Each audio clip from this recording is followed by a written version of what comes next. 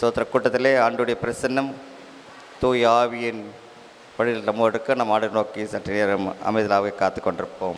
பிதாவுக்கும் குமாரனுக்கும் தூய் ஆவியருக்கும் மாட்சி உண்டாவதாக. ஆமீன். நாம் அனைவரும் எழுந்து நின்ற வண்ணமாக கொடுக்கப்பட்ட தாளில் எந்த அன்புள்ள ஆண்டவர் இயேசுவே என்ற பாடலை சேர்ந்து பாடுவோம். தாளிலே முதலாவது பாடல். எந்த அன்புள்ள ஆண்டவர் இயேசுவே, நான் உந்தன் நாமத்தை போற்றிடுவேன். உம்மை போல் ஒரு தேவனை பூமியில் அறிந்திடேன். உயிர் தந்த தெய்வமே நீ. ஆனந்தமானந்தமே அல்லும் பகலிலும் பாடிடுவேன். இயேசுவே எந்த நாருயிரே, இயேசுவே எந்த நாருயிரே.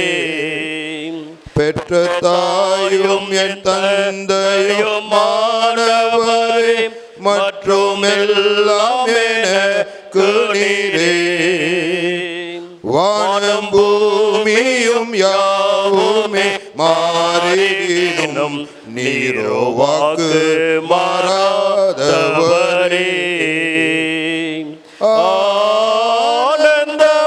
ஆனந்தமானந்தமே அல்லும் பகலிலும் பாடிடுவேன்.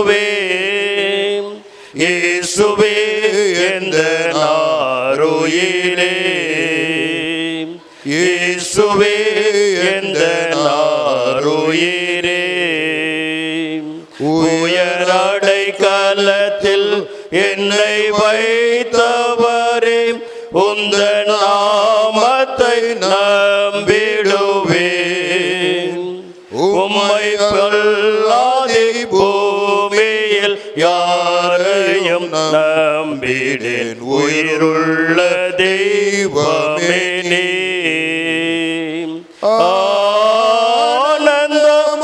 ஆனந்தமானந்தமே அல்லும் பகலிலும் பாடிடுவேன்.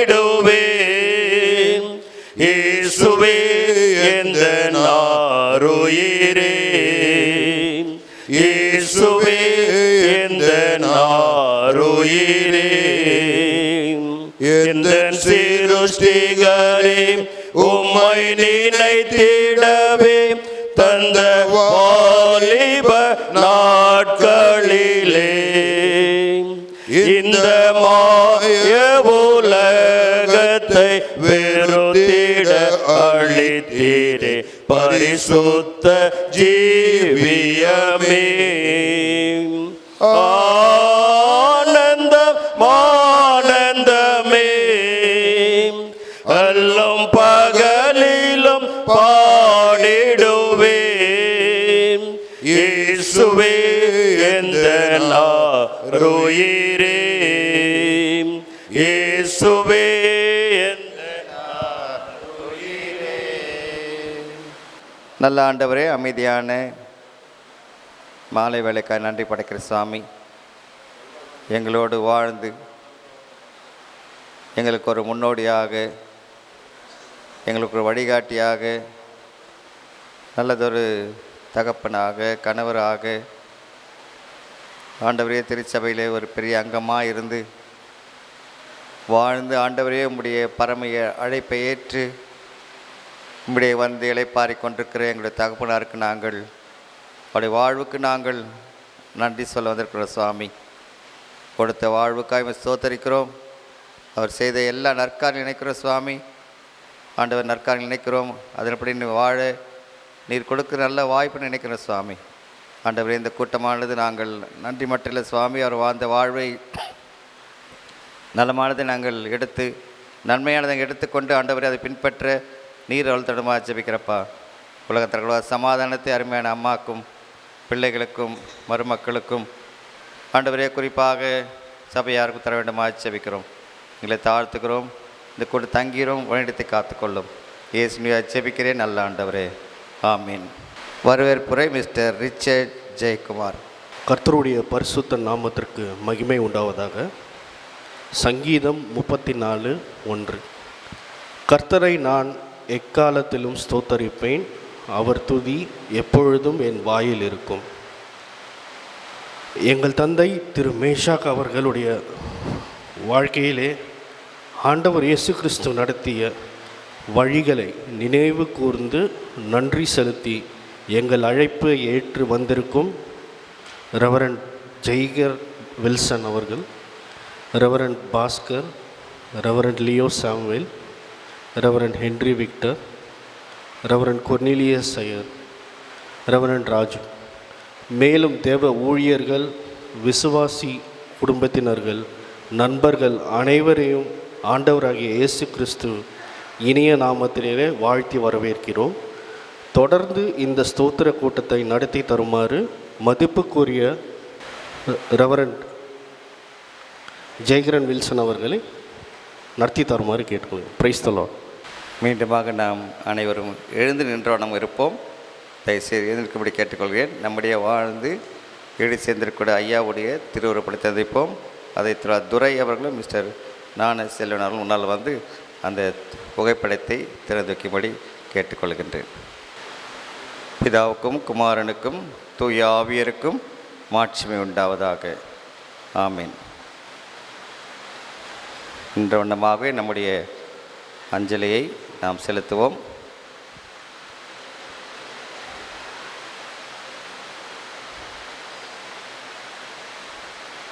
நம்முடைய திருச்சபையின் பொருளாளர் இதற்குரிய ஜெபத்தை கூட அன்போடு கேட்டுக்கொள்கின்றேன். ஜெபிப்போம். எங்களை நேசிக்கின்ற நல்ல தகப்பனை, இந்த மாலை பொழுதிலே நடந்து கொண்டிருக்கின்ற அண்ணனுடைய ஆறுதல் ஜெப கூட்டத்திற்காக நமக்கு ஸ்தோத்திரத்தை செலுத்துகின்றோம். அண்ணனுடைய வாழ்க்கைக்காக நமக்கு நன்றிகளால் ஏறெடுக்கின்றோம். உலகத்திலே அவர் வாழும்போது அவர் செய்த நற்பணிகளுக்காக நமக்கு ஸ்தோத்திரத்தை செலுத்துகின்றோம். நல்ல தகப்பனாக, கணவனாக, தாத்தாவாக இருந்து கடவுளே இந்த உலக வாழ்க்கையை முடித்து கொண்டு உம்மிடத்தில் இருக்கிறார் என்ற நம்பிக்கையோடு இந்த ஜெபக்கூடத்தை நாங்கள் நடத்தி வருகிறோம். சாமி, விட்டு சென்றிருக்கின்ற மனைவி பிள்ளைகளுக்கு நீர் போதுமானவராக இருந்து ஆறுதலையும் தேறுதலையும் தந்து நீரே பரம தகப்பனாக இருந்து குடும்பத்தை ஆறுதல் படுத்தும்படியாய், பலப்படுத்தும்படியாய் நீர் இருக்கிறீர் என்ற தைரியத்தை தரும்படியாய் வேலை செய்கிறோம். அவருடைய சரீரம் மண்ணுக்குள் மறைக்கப்பட்டிருக்கிறது, அவருடைய ஆத்மா மண்டையில் இருக்கிறது என்ற நம்பிக்கையோடு அந்த விசுவாசத்தோடு நோக்கி நாங்கள் பார்க்கின்றோம். இந்த வருகையிலே அவரை நாங்கள் முகமுகமாய் சந்திப்போம் என்ற நம்பிக்கையோடு கடவுளே நாங்கள் உண்மை தொழ கிருபை பாராட்டும். வந்திருக்கின்ற ஒவ்வொருவருக்கும் ஆறுதலை தரும்படியாய் நாம் வேண்டல் செய்கிறோம். இயேசுவின் வழியாய் கேட்கிறோம் எங்கள் ஜீவனுள்ள தேவனே, ஆமேன். ஐயாவை குறித்து ஒரு மூவர் பேசியிருக்கிறார்கள்.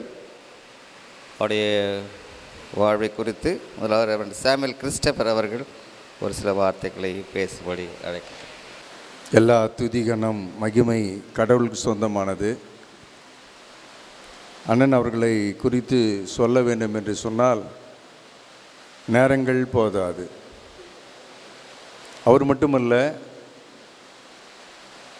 அவர் குடும்பத்தையே சொல்ல வேண்டும். 50 ஆண்டுகளுக்கு முன்பு அவர்களை திரும்பி பார்த்தோம் என்று சொன்னால் அந்த குடும்பம் சஞ்சீவபுரத்திற்கு தண்ணீர் கொடுத்த ஒரு குடும்பம்,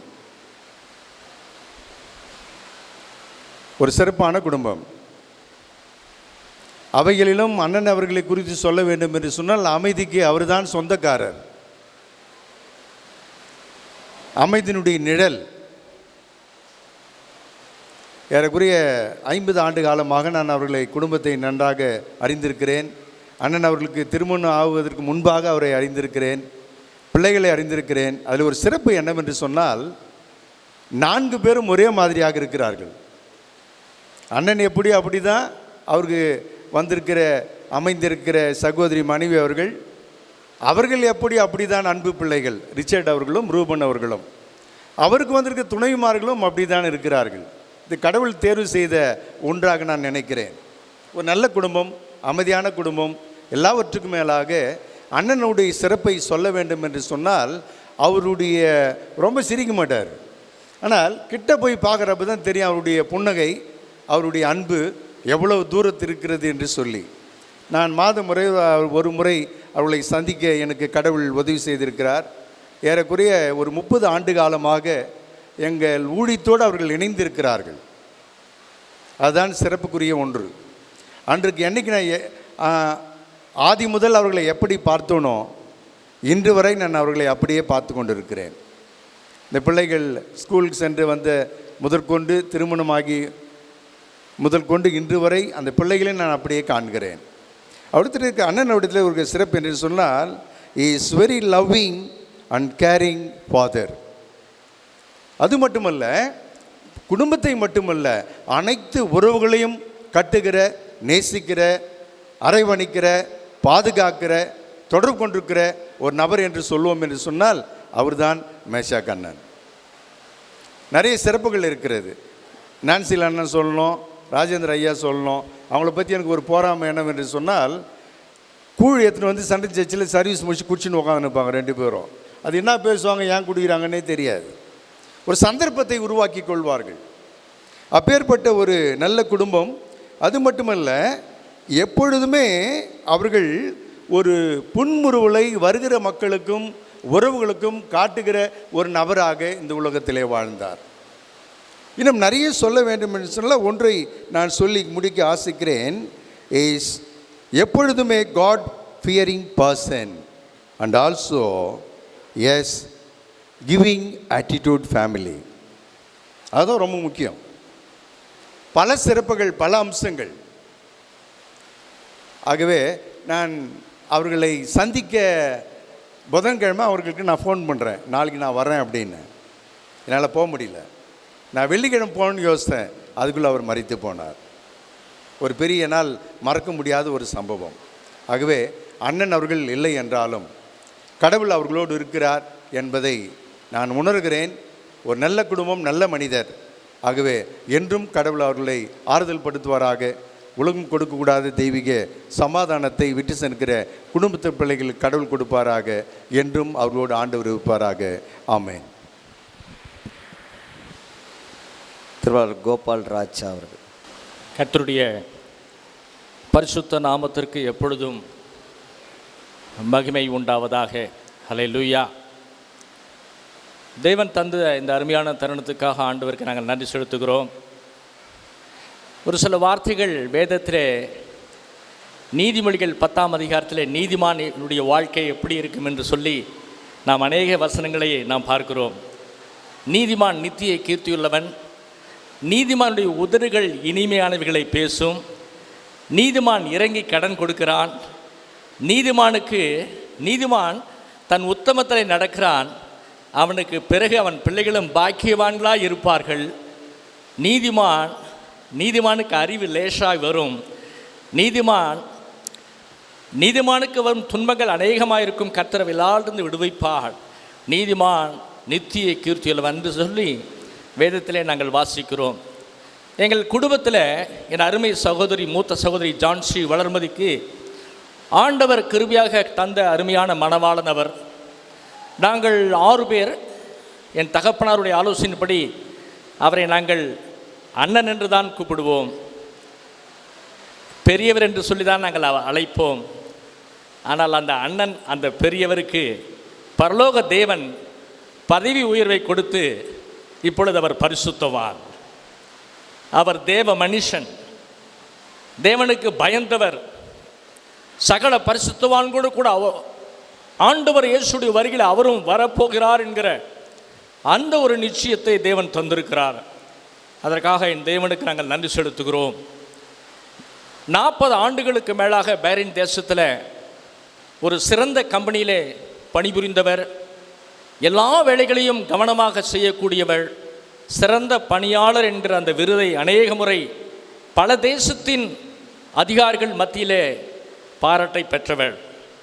அது மாத்திரமல்ல, பஹ்ரைன் தமிழ் திருச்சபை மற்றும் சர்ச் ஆஃப் கிரைஸ்ட், வேறு ட்ரினிட்டி சபைகள், அநேக சபைகளுக்கு ஊழியக்காரர்களுக்கு உதவியாக இருந்தவர். எந்த சமயத்திலும் அவர் தன்னுடைய வாகனத்தை உபயோகப்படுத்தி, குறிப்பாக என்னுடைய பிள்ளைகள் 3 சண்டே ஸ்கூல் பல வருடங்கள் அவர்களை அழைத்து சென்று கொண்டு வந்து விடுவார். என் பிள்ளைகள் இன்றைக்கு விசுவாசத்தில் நிற்கிறதற்கு மிக முக்கியமான காரணம் அருமையான தேவ மனுஷன் திரு மேஷாக் அவர்கள் என்பதை நான் மகிழ்ச்சியோடு சொல்லிக்கொள்ள விரும்புகிறேன். குடும்பத்திலே உறவுகளின் மத்தியிலே தேவ அன்பை அதிகமாக வெளிப்படுத்தினவர். மத்தேயு 5:44 நாம் வாசிக்கிறோம் அல்லவா? உங்கள் சத்துருக்களை சிநேகியுங்கள், உங்களை துன்பப்படுத்துவதற்காக ஜெபம் பண்ணுங்கள், உங்களை சபிக்கிறவர்களை ஆசீர்வதியுங்கள், உங்களை பகைவர்களுக்கு நன்மை செய்யுங்கள் ஜெபம் சொல்லி நன்மை செய்வதிலே, சிநேகிப்பதிலே, அன்பை வெளிப்படுத்துவதிலே, ஆசீர்வதிப்பதிலே ஒரு நாளும் குறைவுபடாதவர்கள். எபிரேயர் 13 வாசிக்கிறோம் அல்லவா? உதடுகளின் கனியாகிய ஸ்தோத்திர பலியை தேவனுக்கு தெரியப்படுத்துங்கள், அன்றியும் நன்மை செய்யவும் தான தர்மம் செய்யவும் மறவாதிருங்கள்.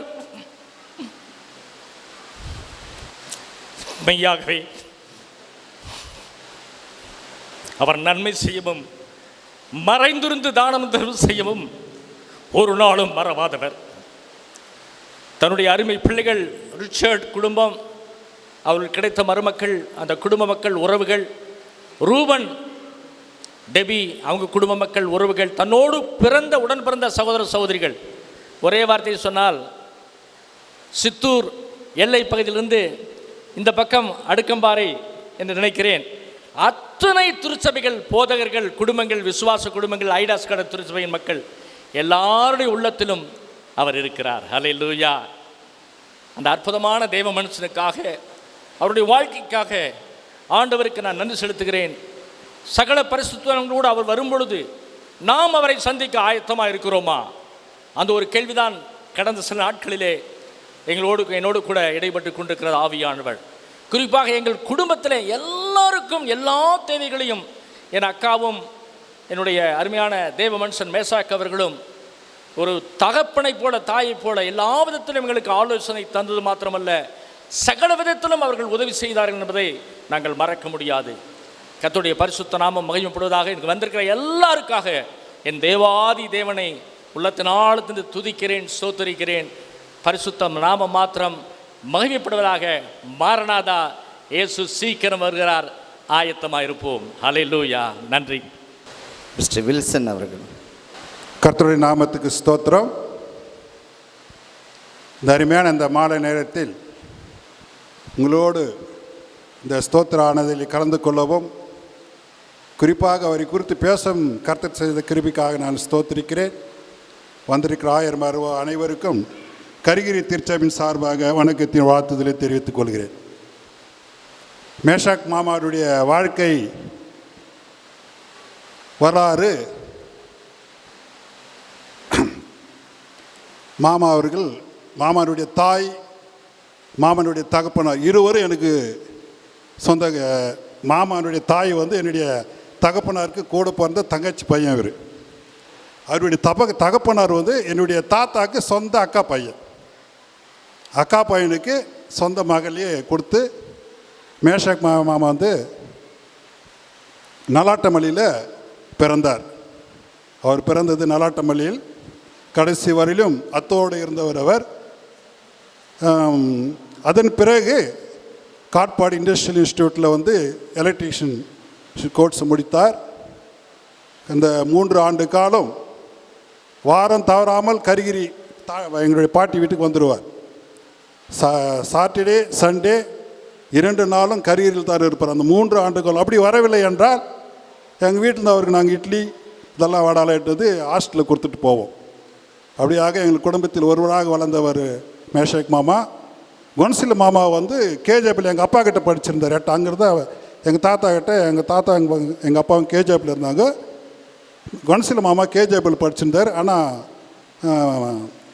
மற்ற 2 மாமாக்கள் ஜீவரத்ன மாமா கூட இருந்தவங்க. கூடவே இருந்ததுனால அவங்க அவரோடு இருந்து பயணித்தவர்கள். ஆனால் மேஷாக் மாமா அவர்கள் எங்களுடைய குடும்பத்தில் இளைய மகனாக இருந்தாலும் அநேக இடத்தில் சில அன்பு பாராட்டியவர்கள். சகோதரனோடும் சகோதரிகளோடும் அவர் அன்பு பாராட்டியவர். குறிப்பாக இந்த பாகாயத்தில் அந்த கிட்டத்தட்ட 40 ஆண்டு இல்லை 50 ஆண்டுக்கு முன்பு ஒரே வீடு, எங்கள் அத்தை மட்டும்தான் இருப்பாங்க. இந்த சுற்றுல இருக்கிறவங்க எல்லாரும் காலையில் வரிசையாக வருவாங்க தண்ணி எடுக்கிறதுக்கு. எல்லாரும் தண்ணி எடுத்துன்னு போவாங்க. ஒருத்தர் கூட முகம் சுளிக்க எங்கள் அத்தையும் பேச மாட்டாங்க, எங்கள் மாமாவங்களும் யாரும் ஒன்றும் சொல்ல மாட்டாங்க. வராங்களாம் தண்ணி போட்டு கொடுப்பாங்க, எடுத்துன்னு போவாங்க. இப்படியாக மற்றவர்களுக்காக உழைத்த குடும்பம், உதவி செய்த குடும்பம், அந்த குடும்பத்துக்காக நீங்கள் ஜெபிக்க வேண்டும். அவர் பிள்ளைகளுக்காகவும் பேர பிள்ளைகளுக்காக நீங்கள் ஜெபிக்க வேண்டும் என்று கேட்டுக்கொண்டு வாய்ப்பு நல்கிய பாதகர் ஐயா அவர்களுக்கு வணக்கம் கூறி விடைபெறுகிறேன். நன்றி, வணக்கம். திருமறை பாடத்தை வாசி கேட்போம். திருச்சபையின் செயலாளர் அவர்கள் திருமறை பாடத்தை வாசிப்பார். இந்த நன்றி வழிபாட்டிற்கு வாசிக்க தெரிந்து கொள்ளப்பட்ட வேத பகுதி பிலிப்பியர் 3ஆம் அதிகாரம் 17ஆம் வசனம் துவங்கி கடைசி வரை. பிலிப்பியர் 3ஆம் அதிகாரம் 17ஆம் வசனம். சகோதரரே, நீங்கள் என்னோட கூட பின்பற்றவர்களாகி நாங்கள் உங்களுக்கு வழி காட்டுகிற நடக்கிறவைகளை மாதிரியாக நோக்குங்கள். ஏனெனில் அநேகர் வேறு விதமாய் நடக்கிறார்கள். அவர்கள் கிறிஸ்துவின் சிலுவையை பகைஞர் என்று உங்களுக்கு அநேகந்தரம் சொன்னேன். இப்பொழுதும் கண்ணீரோடு சொல்கிறேன். அவர்கள் முடிவு அழிவு, அவர்களுடைய தேவன் வயிறு, அவருடைய மகிமை, அவருடைய லட்சையே. அவர்கள் பூமிக்கு அடுத்தவைகளை சிந்திக்கிறார்கள்.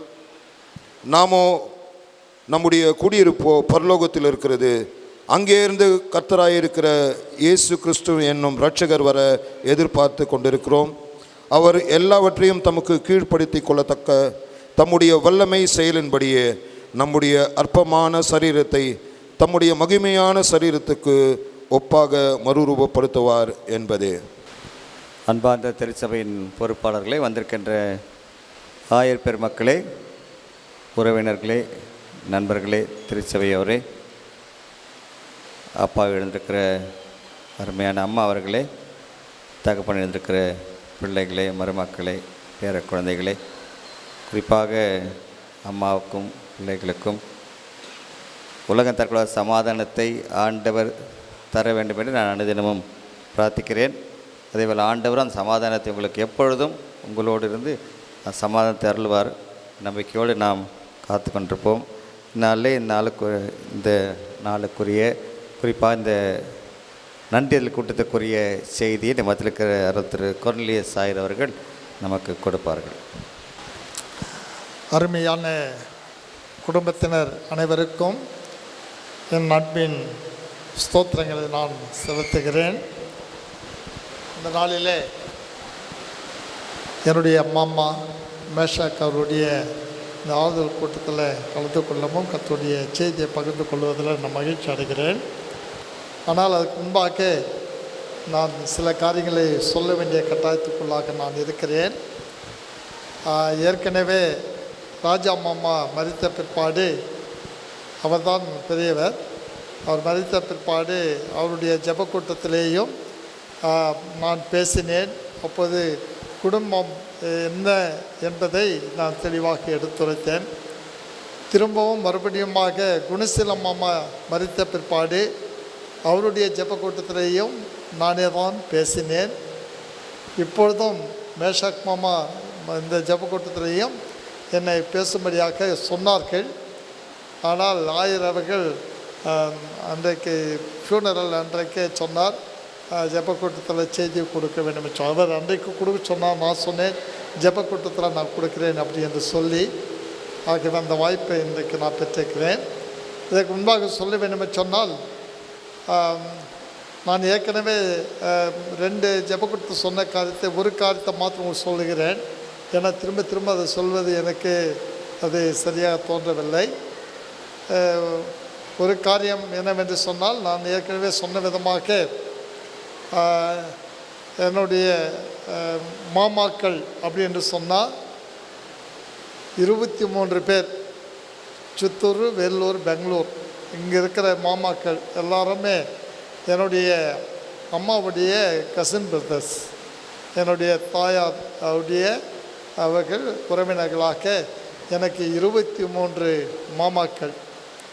அதில் 2 மாமா என்னை விட வயசில் சின்னவங்க இருக்கிறாங்க.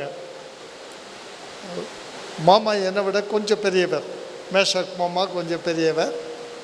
ஆனால் நான் அதிகமாக பழகின மாமாக்களில் மேஷாக் மாமா ஒருவர். மற்ற மாமாங்கள்லாம் என்னை குழந்தையிலேருந்து ரொம்ப வளர்த்தவங்க. இப்போ தான் ஒரு மாமா உள்ளே நுழைஞ்சார்.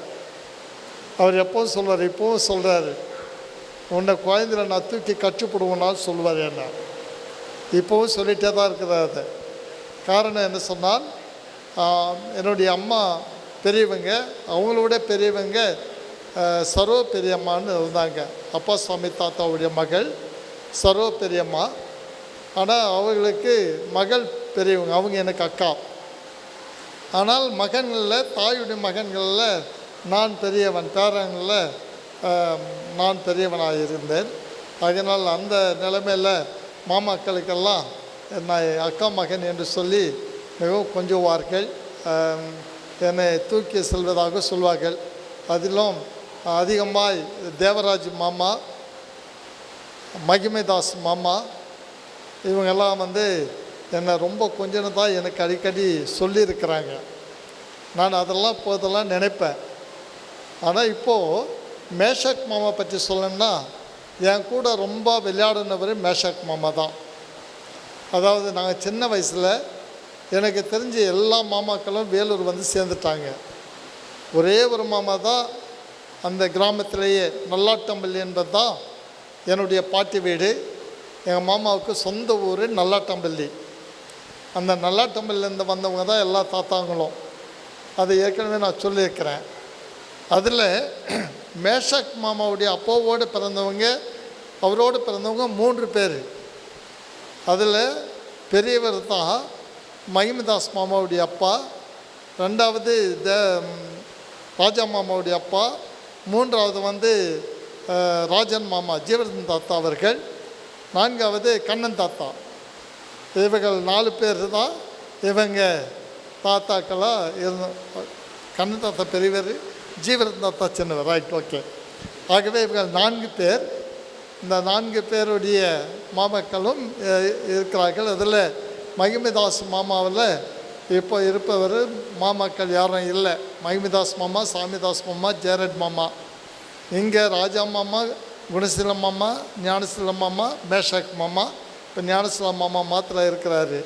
இவங்களுக்கெல்லாம் பெரியவங்க எலிசபெத் ஆண்டி, அவங்க சித்தி, அவங்க ஐயரம்மா சென்னையிலே இருந்ததுனால அநேகருக்கு ரொம்ப உறவு கொஞ்சம் தூரம் மாறி இருந்தாங்க அவங்க. ஆகவே இந்த நிலைமையில் தான் குடும்பம் இருந்தது. மேஷக் மாமா நான் கிராமத்தில், அதாவது கிராமத்துக்கு விடுமுறைக்கு நல்லாட்டம்பள்ளிக்கு செல்லுவோம். அப்போ நான் செல்லுகிற போதெல்லாம் மேஷக் மாமா ஒருத்தர் தான் எங்களுக்கு கம்பெனி. எங்கள் ஊரில் போனால் என்னோடு விளையாடுகிறவர், எங்களை விளையாட்டு காட்டுகிறவர். என்னை விட 4 வருஷம் பெரிய ஒரு மாமா. அவர் எங்களையும் என்னுடைய பெரிய தம்பி 2 பேர் தான் ரொம்ப அவருக்கு நெருக்கமாக நாங்கள் இருந்தவங்க. சின்ன வயசில் அவர் தாழ்மேட்டில் இப்போ படிச்சுட்டு இருந்தார் ஸ்கூலில். அதுக்கு பிற்பாடு தான் அவர் வேலூர் சேர்ந்தார். இங்கே வந்ததுக்கே காரணமாக இருந்தது எல்லாருக்கும் தெரியும். ஜீவரத்னம் தாத்தா தான் இவள் எல்லாரையும் இங்கே கொண்டு அவளை வழிநடத்தி எல்லாருடைய அண்ணன் தம்பி பிள்ளைகளை அவர் கொஞ்சம் உயர் நிலைக்கு கொண்டு வந்தவர். இந்த நிலைமையில் தான் குடும்பம் வளர்ந்தது. ஆகவே மேஷக் மாமாவோட கண்டது நாங்கள், அதாவது ஊருக்கு வரோன்னு சொல்லி எங்களுக்கு தெரியாது. ஆனால் நாங்கள் ஊருக்கு போவோம்னு சொல்லி அங்கே சொல்லிட்ட உடனே அவருக்கு நியூஸ் போகும். எங்களுக்கு அந்த கிராமத்துக்கு போகிறதுக்கு அப்போல்லாம் பஸ்ஸு வசதி கிடையாது. காட்பாடியிலேருந்து ட்ரெயினில் தான் போனோம். ட்ரெயின் டைமிங்ஸ் தான் 3, அதாவது 4 மணிக்கு ஒரு ட்ரெயின், மாலை 5 மணிக்கு ஒரு ட்ரெயின். அந்த 4 மணி ட்ரெயினுக்கு போனால் அங்கேருந்து 1 ஹவர் 5 மணிக்கு போகுவோம். அங்கேருந்து 2 கிலோமீட்டர் நடக்கணும் கிராமத்துக்கு. பஸ் வசதியெல்லாம் கிடையாது, ஆட்டோ கேட்டெல்லாம் ஒன்றும் கிடையாது. அப்போ நாங்கள் போகிறதுக்கு முன்னே அவருக்கு நியூஸ் தெரிஞ்சிருக்கோம் நாங்கள் வரேன்றது. நாங்கள் வர்றதுக்கு முன்னே அங்கே தாத்தா வீட்டில் அவர் இருப்பார். ஆனால் மேஷக் மாமா ஆயா மாத்திரம்தான் அங்கே நல்லாட்டம்பள்ளியில் இருந்தாங்க. மற்ற மாமாக்கள் யாரும் இல்லை. ராஜா மாமாவோ, குணசீல மாமா, ஞானசீல மாமா, எலிசபெத் ஆண்டி யாருமே அங்கே இருந்ததில்லை. மேஷக் மாமா மாத்திரம்தான் ஆயாவோடு இருந்தவர். அதனால் நாங்கள் போனால் அவர் மாமன் எங்களுக்கு முன்னே எங்கள் தாத்தா வீட்டில் நாங்கள் வரேன்னு தெரிஞ்சு வந்துடுவார். அதனால் அப்போது நாங்கள் அங்கே இருக்கிற நாள் வரையில் எங்களோடவே இருந்து எல்லா காரியத்திலையும் எங்களுக்கு உதவி செய்கிறவராக இருந்தார். நாங்கள் ஆயா கிட்ட போயிடுவோம் காலையில். அப்போ காலையில் போனால் எங்களுக்கு டிஃபன் அங்கே தான் இருக்கும், ஆயா வீட்டில் தான் அங்கே இருக்கும். அந்த நிலைமையில் இருக்கும்போது தான் மாமா அவர்கள் எங்களோடு நன்றாக பழகினவர். பிற்பாடு நான் அதுக்கு பிற்பாடு பார்த்தது அவர் இன்ஸ்டியூட்டில் படித்து முடித்த பிற்பாடு. அவர் படித்த பிற்பாடு அவரை நான் பார்த்தேன். மாமாவிடம் இப்போ எல்லாம் சொன்னார்கள். அவரிடத்தில் இருந்த 2 மிக ஒரு குணம் என்னவென்று சொன்னால், ரொம்ப அமைதியானவர், எல்லாருக்கிட்டும் ரொம்ப அமைதியாக இருப்பார். ஆனால் எனக்கு அமைதி மாதிரி தெரியும். ஏன்னா நாங்கள்லாம் ஒன்றா விளையாடுறதுனால அந்த விளையாட்டு எண்ணம் தான் இன்றைக்கும் மேஷாக் மாமா பார்த்தா எனக்கு நல்லாட்டம்பள்ளி இருக்கிற ஞாபகம் தான் வருமோ ஒழிய வேலூர் ஞாபகம் வருவதே கிடையாது. ஆகவே அந்த நிலைமையில் அவர் அங்கே இருந்தவர். அதனால் அங்கே அவர் ரொம்ப அமைதியாக இருப்பார். அங்கே வேறு யார் இடத்துல போய் அதாவது நம்ம எல்லாரோடு சேர்ந்து இருக்கிறவராக இருக்க மாட்டார், தனிமையாக தான் இருப்பார். அதில் ரொம்ப அமைதியானவர். 2வது எல்லாரையும் நேசிக்கக்கூடியவர். மொத்த பேர் எல்லா அனந்தமிகளையும் அவர் அதிகமாய் எல்லா அக்கா தங்கைகளையும் நேசிக்கக்கூடியவர் மேஷாக் மாமா அவர்கள். மிகவும் அதாவது அந்த அன்பு பண்பு என்று சொல்வார்கள், இது 2ம் நிறைந்தவராய் வாழ்ந்தவர் மேஷாக் மாமா அவர்கள். ஆகவே மாமாவுடைய மரண செய்தியை கேட்டபோது உண்மையாகவே நான் அதிர்ச்சியானேன். நான் எதிர்பார்க்கவே இல்லை. எனக்கு கொஞ்சம் லேட்டாக தான் விஷயம் தெரிய வந்தது. ஆனால் எனக்கு உண்மையாகவே அது அதிர்ச்சியாகவே இருந்தது. ஏன்னு சொன்னால் மாமா இவ்வளோ சீக்கிரம் மரித்து போவார் என்பதை நான் எதிர்பார்க்கவே இல்லை. அந்த நிலைமையில் அவர் இருந்தார். இன்னொரு காரியம், மாமாவோட நான் இப்போ நடக்கின்ற எல்லா நிகழ்ச்சிகள்லேயும் அவர் ஒரு நாளும் நான் தனிமையாக பார்த்ததே கிடையாது. அவர் அக்காவோடு தான் வருவார். மாமாவும் அக்காவும் 2 பேரும் சேர்ந்ததாக எல்லா ஃபங்க்ஷன்லேயும் வருவார். எங்கள்கிட்ட பேசாமல் அவர் போனதில்லை, நாங்களும் அவரை பார்க்காம போனதே இல்லை. எல்லா மாமாங்களும் அப்படி தான். இங்கே நிறைய மாமாங்க வந்து உட்காந்துக்கிறாங்க. இப்போது என் கண்ணுக்கு ஒரு 5 மாமாங்க தர்றாங்க இப்போ இருக்கிறவங்கள. ஆகவே அந்த நிலைமையில் எல்லாருமே நேசிக்கக்கூடியவர்கள். ஆகவே அந்த நிலைமையில் மாமா அவருடைய பிரிவு உண்மையாகவே நமக்கு ஒரு துயரம், அது ஒரு இழப்பு தான். ஆனால் மாமாவுடைய பண்புகளை நாம் நினைந்து கடவுளுக்கு நாம் நன்றி செலுத்த வேண்டியவர்களாக இருக்கிறோம். இப்போது கர்த்தருடைய செய்திக்கு நாம் போவோமே என்று சொன்னால், வேத வசனம் மிக தெளிவாக பவுல் தான் குறிப்பிட்டு காட்டுகிறதை நாம் பார்க்குறோம். வேதத்தில் அவர் கொரிந்திய திருச்சபைக்கும் பிலிப்பிய திருச்சபைக்கும் தெசலோனிக்கே திருச்சபைக்கும் இயேசு கிறிஸ்துடைய உயிர்த்தெழுதலை குறித்தும் மனிதனுடைய மரணத்துக்கு பிற்பாடாக அவனுடைய வாழ்வு என்னவென்பதையும் மரணத்தின் பிற்பாடு வாழ்கிற இடம் எது என்பதையும் மிக தெளிவாக குறிப்பிட்டு காட்டுகிறதை நாம் பார்க்குறோம்.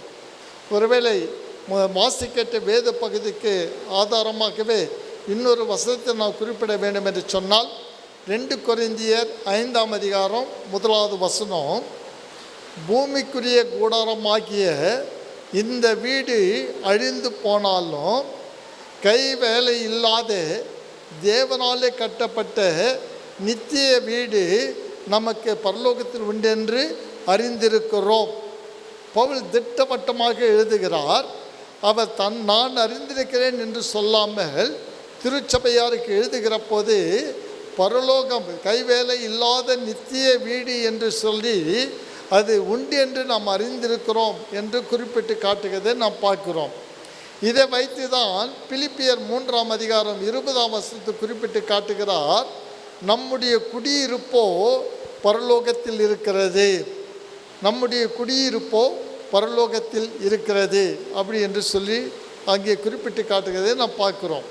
அதே விதமாக 1 கொரிந்தியர் 15ஆம் அதிகாரத்தில் அவர் குறிப்பிட்டு காட்டுகிற சொல்லுகிறார், மாம்சமும் இரத்தமும் தேவனுடைய ராஜ்யத்தை சுதந்தரிக்க மாட்டாது அப்படி என்று குறிப்பிட்டு காட்டுகிறதை நாம் பார்க்குறோம்.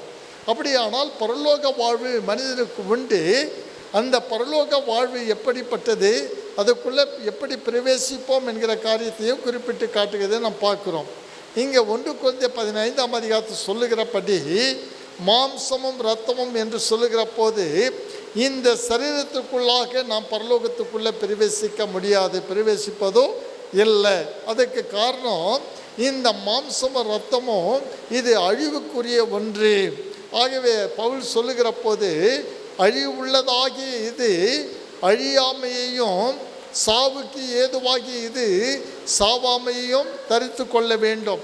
அப்படி தரித்து கொள்ளுகிற போது மரணம் ஜெயமாக விழுங்கப்பட்டது என்கிற காரியத்தை பவுல் திட்டவட்டமாக 1 கொரிந்தியர் 15ஆம் அதிகாரத்தில் குறிப்பிட்டு காட்டுகிறதை நாம் பார்க்கிறோம். ஆகவே நம்முடைய வாழ்வு பரலோகத்துக்கு சொந்தமான வாழ்வு என்பதை மிக தெளிவாக எடுத்துரைக்கிறதை நாம் பார்க்கிறோம். இன்றைக்கு அநேகருடைய வாழ்வில் இந்த உயிர்த்தெழுதல் இல்லை என்பதை நாம் அநேக நேரங்களில் நாம் அதை மறந்து போகிறவர்களாக இருக்கிறோம். காரணம், வேத வசனத்தை சொல்லுகிற போது, கொரிந்தியர் திருச்சபைக்கு எழுதுகிற போது, அவர்கள் உயிர்த்தெழுதலில் நம்பிக்கை குறைந்தவர்களாய் வாழ்ந்தவர்கள். ஆகவே அவளுக்கு திட்டவட்டமாக எழுதுகிற போது, மரணத்துக்கு பிற்பாடு மனிதனுக்கு உயிர்த்தெழுதல் உண்டு என்பதை தெளிவுபடுத்துகிறதை நாம் பார்க்கிறோம். இதற்கு அடையாளமாக அவர் சொல்லுகிறார், கிறிஸ்து உயிர்த்தெழுதலில் முதற் பலனாய் இருக்கிறார். கிறிஸ்துவானவர் உயிர்த்தெழுந்தவர். அதுதான் இன்றைக்கு நீங்களும் நானும் கிறிஸ்துவை விசுவாசிப்பதற்கு அடிப்படையான காரியமே அவருடைய உயிர்த்தெழுதல் மாத்திரம்தான். கிறிஸ்து உயிர்த்தெழவில்லை என்று சொன்னால் நம்முடைய விசுவாசம் விருதா என்று அப்போஸ்தலனாகிய பவுல் குறிப்பிட்டு காட்டுகிறதை நாம் பார்க்கிறோம். ஆகவே நம்முடைய விசுவாசமே கிறிஸ்துவுடைய உயிர்த்தெழுதலில் இருக்கிற போது, இங்கே 1 தெசலோனிக்கேயர் சொல்லுகிற போது, கிறிஸ்துவுக்குள் மரிக்கிறவர்கள் முதலாவது எழுந்திருப்பார்கள் என்று சொல்லுகிறதையே நாம் பார்க்கிறோம். ஆகவே தான் வெளிப்படுத்தின விசேஷம் 14ஆம் அதிகாரம் 13ஆம் வசனத்தை குறிப்பிட்டு காட்டுகிறார், இதோ கர்த்தருக்குள் மரிக்கிறவர்கள் இது முதல் பாக்கியவான்கள் என்று குறிப்பிட்டு காட்டுகிறார். அவர்கள் ஏன் பாக்கியவான்களாக இருக்கிறார்கள் என்று சொன்னால், கர்த்தருக்குள் மரிக்க வேண்டியவர்கள், கர்த்தருக்குள் மரிக்கிறவர்கள் தான் பாக்கியவான்கள். ஏன் அவர்கள் பாக்கியவான்கள் என்று சொன்னால், அவர்கள் கிறிஸ்துவுடனே கூட வாழ்கிறவர்கள். கொலோசிய திருச்சபைக்கும் அவர் எழுதுகிற போது 3ஆம் அதிகாரம் 3ஆம் 4ஆம் வசனத்தை சொல்லுகிறார், நீங்கள் மரித்தீர்கள், உங்கள் ஜீவன் கிறிஸ்துவுடனே தேவனுக்குள்ளே மறைந்திருக்கிறது என்பதாக எழுதியிருக்கிறார். அவர் வெளிப்படும் போது நீங்களும் அவருடைய மகிமையிலே வெளிப்படுவீர்கள் என்று சொல்லி எழுதுகிறதை நாம் பார்க்கிறோம். ஆகவே எல்லா நிருபங்களிலேயும் இயேசு கிறிஸ்துவுடைய உயிர்த்தெழுதல் குறித்தும் அவருக்குள்ள மரிக்கிறவருடைய வாழ்வு இந்த உயிர்த்தெழுதலிலே சார்ந்திருக்கிறது என்பதையும் தெளிவுபடுத்துகிறதை நாம் பார்க்கிறோம். ஆகவே இங்கே வேதவசனம் குறிப்பிட்டு காட்டுகிற காரியம், பிலிப்பியர் 3ஆம் அதிகாரம் 20ஆம் வசனம், நம்முடைய குடியிருப்போ பரலோகத்தில் இருக்கிறது. இதை 2 கொரிந்தியர் 5ஆம் அதிகாரம் 1 வசனத்திலே குறிப்பிட்டு காட்டுகிறார். பூமிக்குரிய கூடாரமாகிய இந்த வீடு அழிந்து போகின்ற ஒன்று, இது நம்முடைய சரீர வாழ்வு, இது அழிந்து போகின்ற ஒன்றாக இருக்கிறது. ஆனால் இந்த சரீர வாழ்வு அழிந்து போகிறது ஒன்று நாம் அறிந்திருந்தாலும், நாம் ஆத்மாவை குறித்த காரியத்துக்குரிய முக்கியத்துவத்தை நாம் கொடுப்பதை காட்டிலும் இந்த சரீரத்துக்கே நாம் முக்கியத்துவம் கொடுக்கிறவர்களாய் இருக்கிறோம். ஆனால் இந்த சரீரத்தினை முக்கியத்துவம் கொடுப்பதனால நாம் ஆன்மீக ஆத்மா வாழ்வையோ அந்த பரலோக வாழ்வையோ நாம் பெறவே முடியாது. அங்கே சுவிசேஷத்தை சொல்லுகிற போது ஆண்டவர் உரைக்கிற காரியம், நீங்கள் உலகம் முழுவதையும் ஆதாயப்படுத்தி கொண்டாலும் தன் ஆத்மாவை நஷ்டப்படுத்தினால் அவனுக்கு லாபம் ஒன்றுமே இல்லை. அப்படியானால் லாபம் எது என்று சொன்னால், இங்கே சொல்லுகிற போது பிலிப்பியரில் சொல்லுகிற போது, கிறிஸ்து எனக்கு ஜீவன், சாவு எனக்கு ஆதாயம் என்று குறிப்பிடுகிறார். நமக்கு லாபமான காரியம் எது என்று சொன்னால், கிறிஸ்துவை நாம் ஆதாயப்படுத்திக் கொள்வது தான். இந்த கிறிஸ்துவை ஆதாயப்படுத்திக் கொள்வதற்கு வழியாக இருப்பது இந்த மரணமே என்பதையும் பவுல் குறிப்பிட்டு காட்டுகிறதை நாம் பார்க்கிறோம். காரணம், இந்த மரணத்தின் மூலமாக தான் அந்த பரலோக வாழ்வுக்குள்ளே நாம் பிரவேசிக்க முடியும். அப்படி என்று சொன்னால், இந்த சரீரத்தினால் நாம் பரலோகத்துக்குள்ளே பிரவேசிப்பதில்லை, இந்த சரீரத்துக்குள்ளே வாழ்கிற ஆத்மா அந்த தான் அங்கே நாம் குறிப்பிட்டு காட்டுகிறதை நாம் பார்க்கிறோம். கடவுள் படைப்பின் போது மனிதனை மண்ணினாலே படைத்தார். மண்ணினாலே படைத்த ஆண்டவர் அந்த மண்ணில் அவனுடைய நாசிலே சுவாசத்தை, ஜீவ சுவாசத்தை ஊதினார். அவன் ஜீவ ஆத்மாவானான். இன்றைக்கு மரணம் என்று சொல்லுகிற போது இந்த உயிர் பிரிகிறது என்று சொல்லுகிறோமே, இந்த உயிர் பிரிகிற போது இந்த ஆத்மா எப்போது உயிர் நமக்குள்ளே வந்ததோ அப்போது நாம் ஜீவ ஆத்மாவாக மாற்றப்படுகிறோம். அப்போ உயிர் பிரிகிற போது இந்த ஆத்மாவும் பிரிந்து போகிறது. அப்போ பிரிந்து போகிற ஆத்மா எங்கே? ஆகவே தான் மண்ணினாலே உருவாக்கப்பட்ட மனிதன் மண்ணுக்கே திரும்புகிறான் என்று சொல்லி நாம் பார்க்கிறோம். ஆகவே தான் நாம் புதைக்கின்ற போதும் அங்கே அடக்கம் செய்கிற போதும் அங்கே சொல்லப்படுகிற காரியம், இது மண்ணுக்கு மண்ணாகவும் சாம்பலுக்கு சாம்பலாகவும் புழுதிக்கு புழுதியாகவும் பூமிக்கு ஒப்பு கொடுக்கிறோம் அப்படி என்று சொல்லுகிறோம். இந்த சரீரம் இந்த மண்ணோடு ஒப்பு கொடுக்கப்படுகிற ஒரு வாழ்வு, இதற்கும் பரலோகத்துக்கு சம்பந்தம் இல்லாத ஒரு வாழ்வு. ஆனால் பரலோகத்துக்கும் நமக்கும் ஒரு சொந்தம் இருக்கிறது என்று சொன்னால் அது நம்ம ஆத்மாவோட சார்ந்ததாக இருக்க வேண்டும். இந்த ஆத்மா என்ன செய்ய வேண்டுமா? இந்த உலகத்தை ஆதாயப்படுத்திக் கொள்வதனால் அல்ல, தன் ஆத்மாவை ஆதாயப்படுத்திக் கொள்ளுகிற போதே அந்த பரலோக வாழ்வு உண்டு. ஆகவே தான் இங்கே பவுல் குறிப்பிடுகிறார், நம்முடைய குடியிருப்போ பரலோகத்தில் இருக்கிறது என்று சொல்லுகிற போது நீங்கள் சரீரத்துக்கு கொடுக்கிற முக்கியத்துவத்தை காட்டிலும் ஆத்மா வாழ்வுக்கு முக்கியத்துவம் கொடுக்கிற போது மாத்திரமே அந்த பரலோக வாழ்வை நாம் பெற முடியும் என்பதை வேத வசனம் நமக்கு தெளிவுபடுத்துகிறது. இந்த பரலோக வாழ்வு பெறுவது எப்படி என்று சொல்லி நாம் பார்ப்போமே. ஆனால் வேத வசனம் மிக தெளிவாக குறிப்பிட்டு காட்டுகிறது. வெளிப்படுத்தின விசேஷம் 7ஆம் அதிகாரம், அங்கே திரளான ஜனக்கூட்டம் ஆண்டவருக்கு முன்பாக நிற்கிறதை நாம் பார்க்கிறோம். அங்கே ஒரு மூப்பர் கேட்கிறார், இங்கே இந்த வெள்ளை அங்கிகளை தரித்திருக்கிற இவர்கள் யார் அப்படி என்கின்ற ஒரு கேள்வி கேட்கிற போது அங்கே சொல்லப்படுகிற பதில், ஆண்டவரே அது உமக்கே தெரியும், இவர்கள் மிகுந்த உபத்திரவத்திலிருந்து வந்தவர்கள், ஆட்டுக்குட்டியானவுடைய ரத்தத்தில் தோய்த்து வெளுக்கப்பட்டவர்கள். யார் இவர்கள்? கைகளில் குருத்தோலைகளை பிடித்து வெள்ளை அங்கிகளை தரித்திருக்கிறவர்கள். இந்த கைகளில் குருத்தோலை பிடித்திருப்பது நோக்கமே என்னவென்று சொன்னால், இந்த மரணத்தை ஜெயமாக விழுங்கி வந்த ஜெயம் பெற்றவர்கள் தான் குருத்தோலை பிடித்தவர்கள். இந்த உலக உபத்திரவத்தை மேற்கொண்டு ஜெயம் பெற்று வந்தவர்கள் தான் குருத்தோலை பிடிக்கிறவர்கள். ஆகவே இந்த உலக வாழ்வில் நாம் எப்பேற்பட்ட ஒரு நிலைமையில், ஒரு நல்ல உயர்ந்த ஸ்தானத்தில், உயர்ந்த பதவியில், உயர்ந்த அதிகாரத்தில் அல்லது உயர்ந்த நிலைமையில் நாம் வாழ்ந்தாலும் நம்முடைய வாழ்வு அது பரலோகத்துக்கு ஏற்ற ஒரு வாழ்வு அல்ல. அந்த பரலோக வாழ்வு நமக்கு நம்முடைய குடியிருப்பு பரலோகத்தில் இருக்கிறது என்று சொன்னால், அந்த பரலோகத்துக்கு நாம் செல்ல வேண்டிய வாழ்வுக்கு வழியானது நாம் மரணத்தை ஜெயம் பெற வேண்டியவர்களாக இருக்கிறோம். இந்த மரணம் இங்கே சொல்லப்படுகிற போது உபத்திரவத்தை மேற்கொண்டு வந்தவர்கள், அதை நாம் ஜெயம் பெற்றவர்களாய் வாழ வேண்டியவர்களாய் இருக்கிறோம். ஆகவே இந்த குருத்தோலை பிடித்தவர்கள் ஜெயம் பெற்றவர்கள். வேதவசம் சொல்லுகிறது, உலகத்திலே உங்களுக்கு உபத்திரவங்கள் உண்டு, திடன் கொள்ளுங்கள், நான் உலகத்தை ஜெயித்தேன் என்று ஆண்டவர் குறிப்பிட்டு காட்டுகிறார். ஆகவே உலக வாழ்வு நமக்கு அது சாதகமான வாழ்வு அல்ல, அதை மேற்கொண்டு வாழ்கிற வாழ்வு தான் இந்த உலக வாழ்வு. இதை மேற்கொண்டு வாழ்கிற வாழ்வு தான் நாம் ஜெயம் பெறுகிற ஒரு வாழ்வு. இந்த ஜெயம் பெறுகிற வாழ்வில் தான் நம் பரலோகத்தில் குருத்தோலைகளை பிடிக்கிறவர்களாய் நிற்போம் என்பதை இங்கே வெளிப்படுத்த விஷயத்தை தெளிவுபடுத்தி காட்டுகிறார். இரண்டாவது காரியம், அவளுக்கு வெள்ளை அங்கிகள் கொடுக்கப்படுகிறது என்று சொன்னால், அவர்கள் ஆட்டுக்குட்டியானவருடைய இரத்தத்தில் தோய்த்து வெளுக்கப்பட்டவர்கள். அதை நாம் பார்க்கும்போது அங்கே சொல்லப்படுகிற காரியம் ரட்சிப்பின் வாழ்வு, ரட்சிக்கப்பட்ட ஒரு வாழ்வு. ஏனென்று சொன்னால், ஆட்டுக்குட்டியான ரத்தத்தை தோய்த்து வெளுக்கப்பட்டவள் என்று சொல்லுகிற போது இங்கே வேதவசம் குறிப்பிட்டு காட்டுகிறது, இயேசு கிறிஸ்துவின் ரத்தம் சகல பாவங்களை இன்னைக்கு நம்மை சுத்திகரிக்கிறதா இருக்கிறது. அப்படியானால் ஒரு மனிதனுடைய வாழ்வுக்கு ரட்சிப்பு எங்கே இருக்கிறது என்று சொன்னால், அது இயேசு கிறிஸ்துவின் ரத்தத்தினாலே மாத்திரமே. ஆகவே தான் வேதவசனத்தில் நாம் ஒரு விசுவாசத்தை அறிக்கிறோம், கர்த்தாவே முத மரணத்தை நினைவு கூறுகிறோமே என்று சொல்லுகிறோமே. இந்த மரணத்தை நினைவு கூறுவதின் பொருள் என்னவென்று சொன்னால், அந்த மரணத்தின் மூலமாக கிறிஸ்து தம்முடைய இரத்தத்தை சிந்தி மரணத்தை சந்தித்தார்.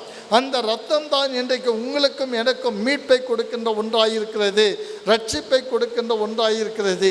இங்கே பிலிப்பியரில் பவுல் குறிப்பிட்டு காட்டுகிற போது, நம்முடைய குடியிருப்போ பரலோகத்தில் இருக்கிறது. நமது இரட்சகராகிய கிறிஸ்து என்னும் இரட்சகர், நமது ஆண்டவராகிய கிறிஸ்து என்னும் இரட்சகர் அங்கிருந்து வர காத்திருக்கிறோம். அப்போ நாம் காத்திருப்பதின் நோக்கம் ஒன்று உண்டு. காரணம், நம்முடைய இரட்சகர் அங்கிருந்து தான் வருகிறார். இன்றைக்கு நீங்களும் நானும் ரட்சிப்பை பெறுவதற்கு நாம் பரத்தை நோக்கி பார்க்க வேண்டியவர்களாக, அது மாத்திரமல்ல, இயேசு கிறிஸ்துவின் இரத்தத்தினாலே கழுவப்பட்டவர்களாய் வாழ்கிற வாழ்வு தான் ரட்சிப்புக்குரிய வாழ்வு. இந்த கழுவப்பட்டவர்கள் மாத்திரம்தான் பரலோகத்துக்கு சொந்தமானவர்கள். அதை நாம் உணர்ந்து கொள்ள வேண்டியவர்களாக இருக்கிறோம். அப்படி சொல்லுகிற போது தான் இங்கே சொல்லுகிறார், இதோ கர்த்தருக்குள் மரிக்கிறவர்கள் பாக்கியவான்கள். இந்த வாழ்வு யாருக்கு, இந்த ரட்சிப்பின் வாழ்வு யாருக்கு, இந்த பரலோக வாழ்வு யாருக்கு என்று சொன்னால் கர்த்தருக்குள்ளே வாழ்கிறவர்கள், கர்த்தருக்குள்ளே வாழ்ந்து கர்த்தருக்குள்ளே மரிக்கிறவர்கள் என்று சொல்லப்படுகிறது நாம் பார்க்கிறோம். அப்படிப்பட்ட மரணத்துக்கு ஏதுவான காரியம் என்ன பாக்கியம் என்று சொன்னால் தெசலோனிக்கேயரில் 1 தெசலோனிக்கேயர் 4ஆம் அதிகாரத்தில் குறிப்பிட்டு காட்டுகிற போது இதோ கர்த்தருக்குள் மரிக்கிறவர்கள் பாக்கியவான்கள் என்று சொல்லுகிற போது கர்த்தருக்குள் மரிக்கிறவர்கள் முதலாவது எழுந்திருப்பார்கள் என்று குறிப்பிட்டு காட்டுகிறார். இந்த முதலாவது எழுந்திருந்த பிற்பாடு பின்பு உயிரோடு இருக்கிற நாமும் அவளை தரிசிப்போம் என்கிற ஒரு காரியத்தையும் குறிப்பிட்டு காட்டுகிறார். அப்போ கிறிஸ்துவுக்குள்ளே வாழ்ந்து மரிக்கிறவர்களும் உயிர்த்தெழுவார்கள், உயிரோடு இருந்து அவரை விசுவாசிக்கிறவர்களும் நாம் என்னமாக்கப்படுவோமா, மறுரூபமாக்கப்படுவோம். இதை தான் பிலிப்பியர் 3ஆம் அதிகாரத்திலேயும் இங்கே குறிப்பிட்டு காட்டுகிறார். அவர் நம்மை மறுரூபமாக்கி அந்த பரலோகத்துக்கு சொந்தக்காரர்களாக நம்மை மாற்றுகிறார். எப்பொழுது நீங்களும் நானும் நம்முடைய ஆத்மாவை குறித்த காரியம் நமக்கு பாரம் இருந்து அந்த ஆத்மாவுக்குரிய வாழ்கிற போது அந்த பரலோக வாழ்வு உண்டு என்பதை வேதவசனம் திட்டவட்டமாக தெளிவுபடுத்துகிறது. ஆகவே 1 தெசலோனிக்கேயர் அந்த 4ஆம் அதிகார கடைசி வசனத்தில் குறிப்பிட்டு காட்டுகிற போது இந்த வார்த்தைகளினாலே நீங்கள் ஒருவரையொருவர் தேற்றுங்கள் அப்படி என்று குறிப்பிட்டு காட்டுகிறார். எந்த வார்த்தைகளினாலே? இன்றைக்கு மரித்து போனவர்கள் எங்கே போனார்கள் என்கிற நிலைமையில் அவர்கள் கர்த்தருக்குள்ளே வாழ்ந்து மரித்ததினாலே கர்த்தரோடு வாசம் பண்ணுகிறவர்களாக இருக்கிறார்கள். அந்த வாழ்வு இன்றைக்கு உயிரோடு இருக்கிற நீங்களும் நானும் கர்த்தருக்குள் வாழ்கிற வாழ்வை பெறுவோமேயானால் அவருடைய நாளிலே நாமும் உயிர்ப்பிக்கப்படுவர்களாக அல்லது மறுரூபமாக்கப்பட்ட நிலைமையில் கிறிஸ்துவையும் நம்ம சந்திக்கிறவர்களாக இருப்போம், கிறிஸ்துவுக்குள் மரித்தவர்களை நாம் சந்திக்கிறவர்களாக இருப்போம். இன்றைக்கு நமக்கு ஒரு நம்பிக்கை உண்டு, ஒரு விசுவாசம் உண்டு. இந்த வேத வசனங்களின் அடிப்படையில் இன்றைக்கு நீங்களும் நானும் கிறிஸ்துவை விசுவாசித்து கிறிஸ்துவினாலே ரட்சிக்கப்பட்ட வாழ்வை பெற்றிருப்பதனால நமக்குள்ளே நம்மோடு வாழ்ந்து மரித்தவர்களும் கிறிஸ்துவுக்குள்ளே வாழ்கிறவர்களாக இருக்கிறார்கள் என்று சொல்லி வேத வசனம் கொலோசியரில் சொல்கிற அதே வசனம் திரும்ப உங்களுக்கு ஞாபகப்படுத்த, நீங்கள் மரித்தீர்கள், உங்கள் ஜீவன் கிறிஸ்துவுடனே கூட தேவனுக்குள்ளே மறைந்திருக்கிறது. ஆகவே இன்றைக்கு மாமாவர்கள் மரித்தார் என்று சொன்னாலும் அவருடைய ஜீவனானது தேவனுடைய கிறிஸ்துவுக்குள் அவருக்குள்ளே மறைந்திருக்கின்ற ஒன்றாக இருக்கிறது. ஆகவே கிறிஸ்து வெளிப்படும் போது அவருக்குள்ளே மரித்தவர்கள் வெளிப்படுவார்கள் என்கிற காரியம் இதுதான் இன்றைக்கு நமக்கு ஒரு ஆறுதலான வார்த்தைகள். நாம் எப்பொழுது இந்த ஆறுதலை நாம் பெற்றுக்கொள்ள முடியும் என்று சொன்னால் இந்த வசனங்களை கேட்டுக்கிற நாம் அதை விசுவாசிக்கிறவளாய் நாம் வாழ்கிற போது, இன்றைக்கு இந்த விசுவாச வாழ்வு நமக்குள்ளே வருகிற போது மாத்திரமே தான் நாம் ரட்சிப்பின் வாழ்வை பெற முடியும். அந்த ரட்சிப்பின் வாழ்வின் மூலமாக தான் பரலோக வாழ்வை நாம் சுதந்திரித்து கொள்ள முடியும். அந்த பரலோக வாழ்வு தான் கடவுளோடு வாழ்கிற வாழ்வை பெறுகிறவர்களாக நாம் இருப்போம். ஆகவே மரித்தவளை குறித்து நாம் திக்கிப்பதை காட்டிலும் இன்றைக்கு நம்முடைய வாழ்வையும் நாம் சீர்தூக்கி பார்த்து இன்றைக்கு கர்த்தருக்குள் மரித்தவர்கள் போல நாம் கிறிஸ்துவுக்குள்ளே வாழ்ந்து மரிக்கிறவர்களாக இருப்போமேயானால் நிச்சயமாக நாம் மாமாவர்களை நாம் அவருடைய நாளிலே நாம் சந்திப்போம். ஆகவே கடைசியாக சொல்லப்படுகிற காரியம் 1 கொரிந்தியர் 15ஆம் அதிகாரம் 58 சொல்லுகிறது, நீங்கள் விசுவாசத்தில் உறுதிப்பட்டவர்களாயும் அசையாதவர்களாயும் நற்கிரியைகளிலே பெருகுவர்களாயும் இருப்பீர்களாக. இன்றைக்கு நமக்கு கடைசியாக சொல்லப்படுகிற ஒரு வார்த்தை, நாம் விசுவாசத்தில் அசையப்படக்கூடாது. இப்போது நாம் கேட்டுக்கிற இந்த வசனங்கள் நம்முடைய விசுவாசத்தை உறுதிப்படுத்துகிறதா இருக்கிற போது அதில் நாம் அசையாமல் உறுதிப்பட்டவர்களாய் வாழ்ந்து கர்த்தர் நமக்கென்று நற்கிரியைகளை வைத்திருக்கிறாரு. இந்த நற்கிரியைகளை நாம் செய்கிறவர்களாக இருக்கிற போது நாமும் அந்த பரலோக வாழ்வினை பெற முடியும். இன்றைக்கு நமக்குள்ளே வாழ்ந்து மரித்தவர்கள் பரலோக வாழ்வை பெற்றிருக்கிறார்கள் என்று சொன்னால் அந்த பரலோக வாழ்வை நீங்களும் நானும் பெற ஆவல் உள்ளவர்களாக இருக்க வேண்டியவர்களாக இருக்கிறோம். அப்பேற்பட்ட வாழ்வுக்கு இன்றைக்கு நம்மை நாமே ஒப்பு கொடுக்க வேண்டியவர்களாகவும் இருக்கிறோம். காரணம், இந்த வசனங்களை நாம் மனதில் கொண்டு இதை விசுவாசித்து வாழ்கிற போது நிச்சயம் அந்த பரலோக வாழ்வு மாமாவர்கள் பரலோகத்துக்குள்ளே பிரவேசித்திருக்கிறார் நம்பிக்கையோடு கூட நம்முடைய வாழ்வு அந்த பரலோகத்துக்கு சொந்தமான வாழ்வு என்பதை நாம் பெற்று இந்த விசுவாசத்தை நாம் நிலைத்திருப்போமேயானால் நிச்சயமாக பரலோக வாழ்வு நமக்கும் நம்மை சார்ந்த மக்கள் அனைவருக்கும் கர்த்தர் அருளுகிறவராக இருக்கிறார். ஆகவே இந்த வார்த்தைகள் தான் நம்மை தேற்றுகின்ற ஒன்று. வேதவசம் சொல்லுங்க, நான் உங்களை திக்கற்றவளாக விடேன், நான் உங்களை திக்கற்றவளாக விடேன் என்று சொல்லுகிறார்.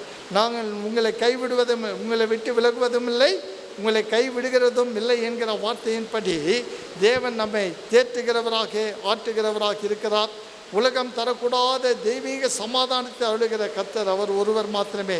ஏன் சொன்னால், என் சமாதானத்தையே உங்களுக்கு வைத்து போகிறேன், என்னுடைய சமாதானத்தையே உங்களுக்கு கொடுக்கிறேன் என்று சொன்ன ஆண்டவர் இந்த நாளிலே கர்த்தருடைய சமாதானம் அக்கா அவர்களுக்கும் பிள்ளைகளுக்கும் இங்கே வந்திருக்கிற உறவினர்கள் அனைவருக்கும் கடவுள் அருள் செய்து சமாதானத்தினாலே நிரப்பி அந்த சமாதானத்தினாலே நமக்கு ஆறுதலையும் தேர்தலையும் கட்டளையிடுவார். இதை பெற்றுக்கொள்ள ஆண்டவர் தாமே நமக்கு கிருபை செய்வாராக. ஆமென். குடும்பத்தின் சார்பாக ஆயருக்கு நன்றி தெரிவித்துக் கொள்கிறோம். பாடல் தாளிலே காணப்படுகின்ற தந்தை என்னை இயேசுவே இந்த நேரமே என்ற பாடலை அனைவரும் சேர்ந்து பாடுவோம். தந்தே என்னை இயேசுவே இந்த நேரம் மேவுமக்கே, தந்தே என்னை இயேசுவே இந்த நேரம் மேவுமக்கே, உந்தனுக்கே ஊழியம் செய்ய தந்தேன் என்னை தாங்கி அருளும், தந்தேன் என்னை இயேசுவே இந்த நேரம் மேவுமக்கே, ஜீவகாலம் முழுதும் தேவ பணி செய்திடுவேன், பூவில் காடும் போர் புரிகையில் காவும் முந்தன் கரத்தினில் வைத்து தந்தேன் என்னை இயேசுவே இந்த நேரம் மேவுமக்கே, உலகோரின் நெருக்கி பலமாயுதம் செய்திடினும் நலமாய் சாவ ஆயுதம் பூண்டு நான் நிலத்தினில் நாத வெல்லுவேன், தந்தேன் என்னை இயேசுவே இந்த நேரம் மேவுமக்கே, உந்தன் சித்தம் மெய்செய்வேன், எந்தன் சித்தம் ஒழித்திடுவேன், எந்த இடம் எனக்கு காட்டினும் இயேசுவே அங்கே இதோ போகிறேன், தந்தேன் என்னை இயேசுவே இந்த நேரம் மேவுமக்கே. ஜெப செய்வோம். முடிவு ஜெபத்தில் வைத்திருக்கிற திரு லியோ சாமில் அவர்கள் ஏறெடுப்பார்கள். ஜெபிப்போம். உயிர்த்தெழுதலும் ஜீவனும் நானே, என்னில் விசுவாசம் வைக்கிறவன் மரித்தாலும் பிழைப்பான்.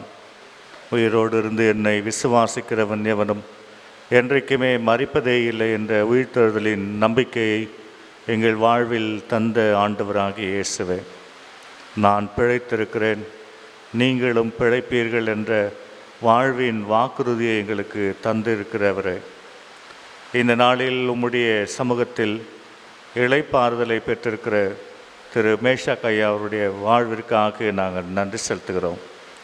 அமைதியில் உம்மை காணும்படியான வாய்ப்புகளை நீர் அவருடைய வாழ்க்கையில் நீர் உருவாக்கினதற்காக நாங்கள் நன்றியோடு கூட உம்மை ஸ்தோத்திரிக்கிறோம். இல்லத்தில் நல்ல உபசரிப்பை நாங்கள் கண்டதற்காக நாங்கள் நன்றி செலுத்துகிறோம்.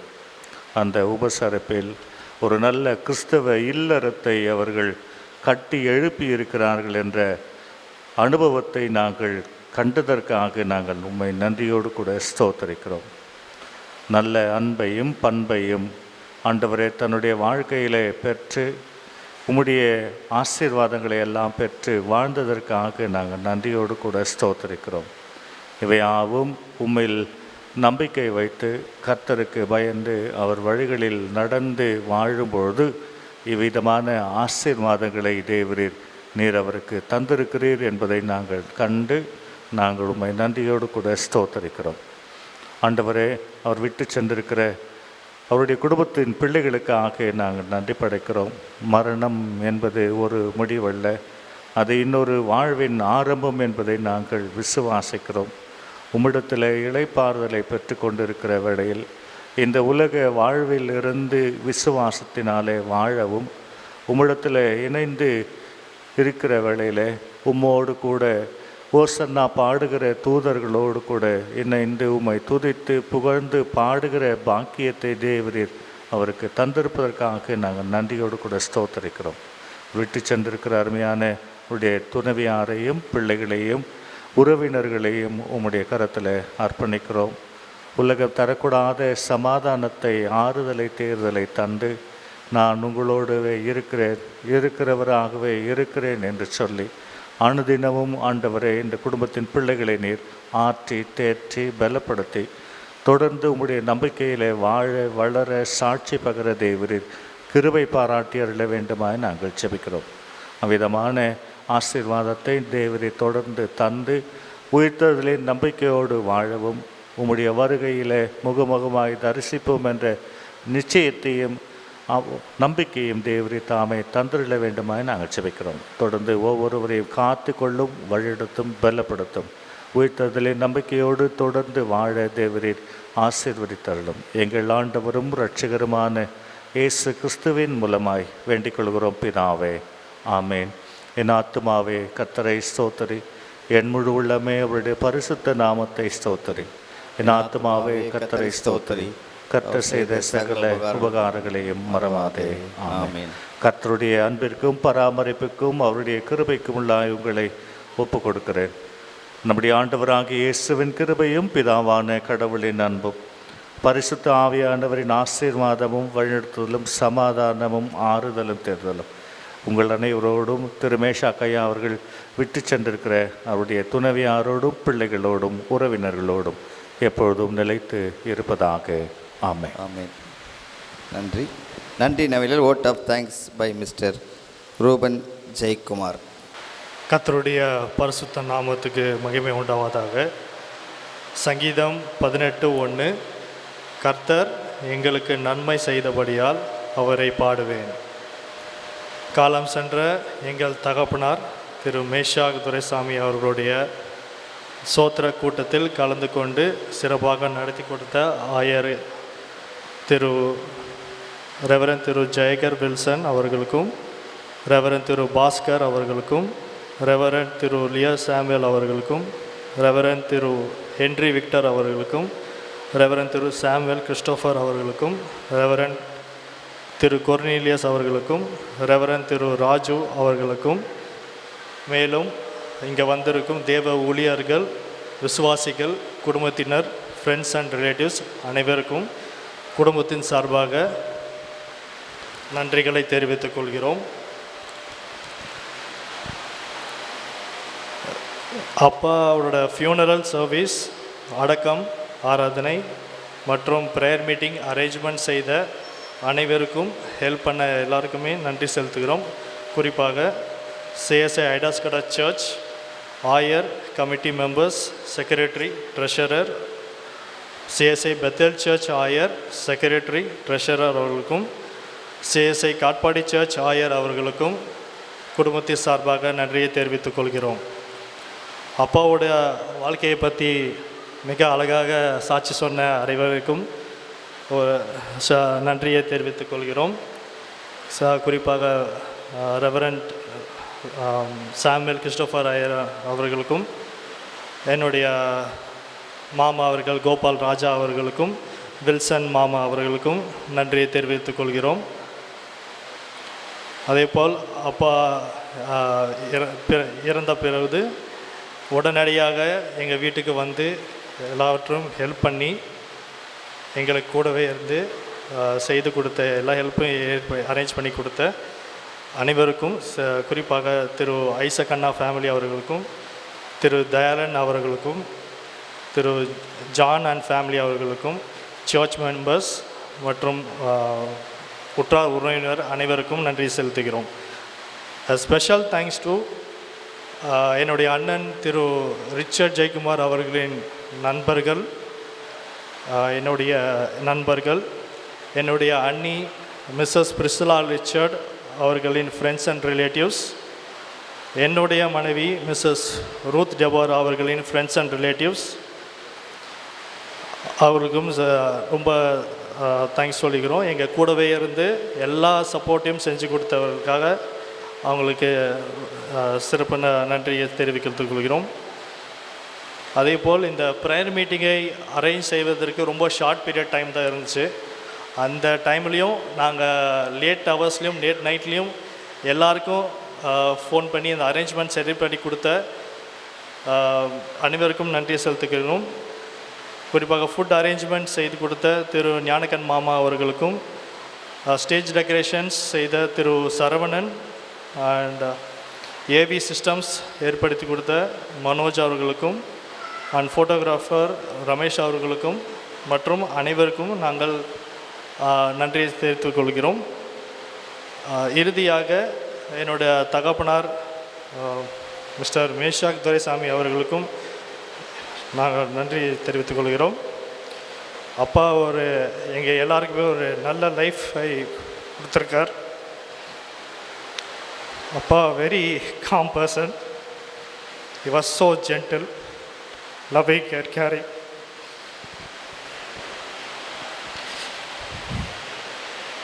அவருக்கு பிள்ளையாக பிறந்ததுக்கு we are so blessed. நாங்கள் ரொம்ப ஆசீர்வதிக்கப்பட்டவர்கள். அப்பா எல்லாருக்குமே ரொம்ப ஹெல்ப்பிங் பண்ணியிருக்காரு. he did his best. அவர் இங்கே இருக்கும்போதும் சரி, வெளிநாட்டில் இருக்கும்போதும் அவரால் முடிஞ்ச அளவுக்கு எல்லாருக்குமே ஹெல்ப் பண்ணியிருக்கார். அப்பாவோட மறைவு எங்கள் எல்லாருக்குமே ஒரு பெரிய துக்கம்தான். ஆனாலுமே அவர் நம்ம விட்டு பிரிந்தாலும் கர்த்தருடைய கையரங்களிலே அப்பா சந்தோஷமாகவும் பத்திரமாகவும் சமாதானமாக இருப்பார் என்று நம்புகிறோம். May his soul rest in peace. Once again, I thank everyone for joining us. And thanks for your love and support. Please do pray for our family. எல்லோருக்கும் அன்பின் விருந்து ஆயத்தமாக உள்ளது. தயவு செய்து பங்கு கொண்டு அனைவரும் எங்களுக்கு ஆறுதல் செலுத்தும்படி கேட்டுக்கொள்கிறோம். தேவனுக்கே மகிமை உண்டாவதாக. நன்றி.